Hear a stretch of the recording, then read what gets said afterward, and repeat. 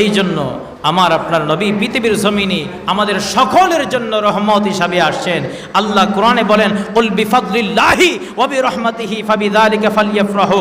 আল্লাহ পাক বলেন, হে রাসূল আপনি বলে দিন, আমি আল্লাহ তাদেরকে যে ফজল এবং রহমত দান করেছি, সেই ফজল এবং রহমত পেয়ে জেনে তারা খুশি উদযাপন করে, ঈদ উদযাপন করে। জুড়ে বলেন সুবহানাল্লাহ।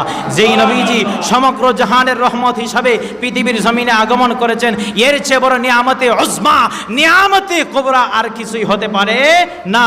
এই জন্য সরাসরি কোরআনের মধ্যে আল্লাহ আমাদেরকে অর্ডার দিয়েছেন। এই জন্য আমরা নবীর ঈদে মিলাদুন নবী পালন করি। কিয়ামত পর্যন্ত চ্যালেঞ্জ দিলাম, ঈদে মিলাদুন নবীকে বেদাত ফতোয়া দেওয়ার মতন এমন কোনো মার সন্তান থেকে থাকো, সামনে আসো, তাকে আমি 1 লক্ষ টাকা চ্যালেঞ্জ করলাম। 1 লক্ষ টাকা চ্যালেঞ্জ করলাম।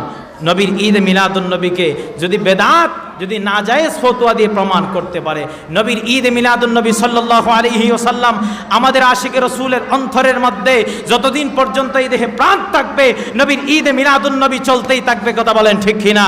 নবীর ঈদ মিলাদুন নবী বন্ধ করা যাবে? জোরে বলেন, বন্ধ করা যাবে? আল্লাহ পাক যেন আমাদের সকলকে পবিত্র ঈদে মিলাদুন নবী সাল্লাল্লাহু আলাইহি ওয়াসাল্লামের মহব্বত নিয়ে প্রতি বছর ঈদে মিলাদুন নবী পালন করার তৌফিক দান করেন। জোরে বলি আমিন।